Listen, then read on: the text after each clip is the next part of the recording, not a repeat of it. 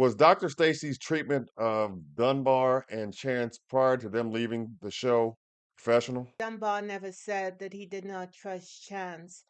What he did say was he didn't trust Chance knowing the information about him as it relates to his anxiety, anger, and depression. However, the coach decided to pull that in and to use it more like a weapon, it seems to me, than something that it should be.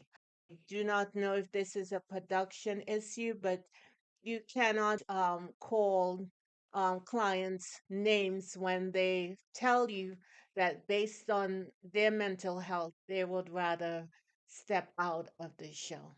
And clients go to coaches and therapists every day of the week.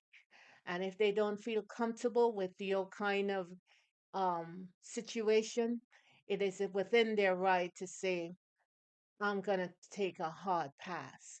And what I witnessed looking at this show and what Coach Stacy didn't seem to be the righteous way to move with a couple who has decided to get to the closest exit. Welcome to Cliff Alerts. Today we're going to be talking about OWN Network's reality-based TV series, Put a Ring on It, season number 4, episode number 3. This episode picks up where Dr. Stacy actually speaking with Dunbar one-on-one because Dunbar had broken down and began to actually cry right there in the session. And it was because, presumably, that he was afraid that Chance might leave him because he's been struggling with anger, depression, and anxiety issues. He was really concerned about how Chance might respond to him if she gets the full explanation or The 411 right. on one. And also, he brought forward that in the last relationship he was in, that the woman could not deal with his anger, so she left, and he had a anxiety issue surrounding that. And he also mentioned that he just didn't know how to ask for help. He didn't know how to ask for help, because sometimes black men don't know how to ask for help, Right.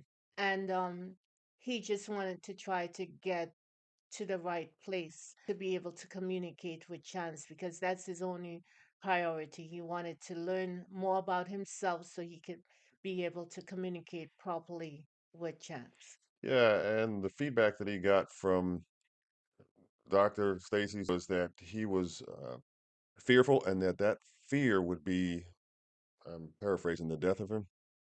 And she also said that he was torturing himself and that he was still trying to control the narrative of, their relationship as it relates to controlling what Chance does. Hmm. Well, after that conversation ended, the couples reconvened for a review of what happened this week on dates. Hmm. And of course, Chance and Dunbar didn't show up, and it's understandable. The only odd I found with them is that they should have contacted production or what have you to let them know that they were going to be a no-show because it became where Chance and Dunbar. It had at one point the coach driving in a car and reaching out to them by phone with no response. And then finally, we see them on camera and she is interrogating them because they decided that the show was not for them and that they wanted to head for the next exit. Her posture is a little in your face, which I found alarming. And then she said that Dunbar told her that he did not trust Chance. And when they played back the tape, Yeah, Dunbar said that he didn't trust how Chance might react once she knew about his issues. now, how far away removed is that statement from saying that Dunbar did not trust Chance? Additionally, when Dunbar revealed this information to the coach, this was on a one-on-one session. So there is a understanding that there's a bit of confidentiality going on. I was shocked by the name calling, telling them they were quitters. I didn't like any of that and how it played out. You can't force anyone to do anything. You got to meet the person where they are. Yeah, I think that Dr. Stacy mishandled that situation. Clear to me once I've watched the replay tape on what Dunbar actually said, that it was dramatically different than what uh, Dr. Stacy said in front of Chance. And I don't know whether it was done in effort to try to encourage them, and that's probably being, very, very nice about it, but encourage them to stay on the program and continue with the process, or if it was designed to do something else. Well, how are you going to encourage me with a hammer in your hand? How are you going to batter me and think it's going to be healthy for me to return to you? I don't think that um, those two really wanted to go through the process of dating other people, They weren't ready. And and that's okay, that's their choice. Dunbar said he was depressed, and then when he faced her, he said he's not depressed anymore. And we know there's something on in the underbelly of that. Something's going on with him, but certainly he doesn't trust her to help him over that hump. He wants out. And again, you meet the person where they are. Not necessarily where you want them to be right now. And that's all I'm going to say about that. So the couples got together in the coach's office, and she tells both couples, Jasha and Joya and and Catherine and Ricky. Ricky, that they will be dating their exes. Jasha and Joya indicated that because there weren't any exes to meet currently, the coach is going to go to their home and meet with them for a private session. Meanwhile, Ricky was going to go out on a date with his ex. Ricky actually has the first opportunity, correct, Yes. to meet with his ex Chelsea, who Catherine already knows. Yeah, and when she arrived, she being Chelsea arrived, they seemed to be very They look like they're cordial. cool with each Right, other. right. They seemed to be very friendly, Yes. and it was an at ease situation, at ease Yeah. moment. Yeah. At least that's the way I processed it. That's what it seems like. And even at the restaurant, they were joking and talking, and Chelsea was trying to figure out some way to put Catherine at ease Hmm. as it relates to the babysitting stuff that Ricky has to do.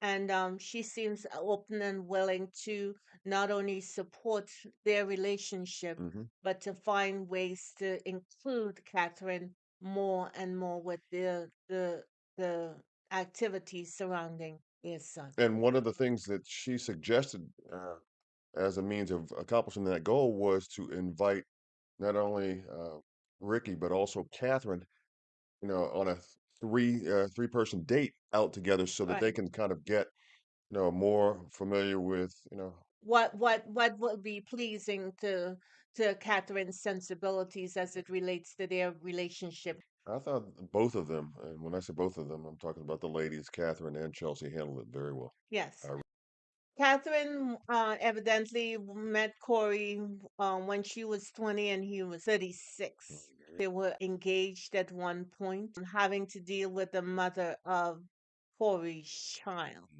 And evidently it was drama filled. I'm wondering how a 20-year-old would handle that, I have no being idea. being in that kind of situation. None. I haven't figured that None. part of it out yet. None. Corey came through when he came to the house and he said Catherine was stubborn. She had these opinions She was and what young. have She you. was young. Yeah, So what did so I'm wondering what he expected her to be like at 20 I don't know, but I find it and interesting that the same situation that was traumatic for her, she claimed that she has resolved everything, but it has followed her into this relationship as with well. Ricky. The very same situation. Hmm. So Although the age difference is not as dramatic, I thought that he was also very complimentary of Catherine as well because he said that he could see growth and maturity from, and I'm paraphrasing, from her end as it relates to, just this whole notion of dealing with a significant other who's in a co-parenting the situation. whole premise of going out on a date with your ex created for drama. I mean, even if you're in good standings with them, Exes for a reason. yeah. I think they both represented themselves fairly well. The doctor goes in and meets with Joya and Jasha. Joya wants, obviously, a stable situation for her son and a marital relationship with Jasha. Yes. Jasha, on the other hand, is not necessarily ready for the marital part of that just yet. Jasha said that he was married for 5 years and was now divorced. Mhm. And he has a daughter who lives with her mom, and he doesn't get to see his daughter very often. Right. Compared to Joya, who says she and her husband switch stuff up. So she gets her son in during the school months, and then he goes to his father for the summer. Aisha indicated when asked that he feels a kind of way about some other man raising his daughter because his ex-wife is now married. The coach sort of implied that because he feels away, maybe that is part of his hesitancy in having a child with Joy. I understood part of what she was saying about how Jason might be hesitant moving forward because of what has happened in the past for him. In the tease for next week's episode, we find out that a new couple will be introduced to the group. We shall see how it plays itself out. We leave you with love. See y'all next time. Have a good one.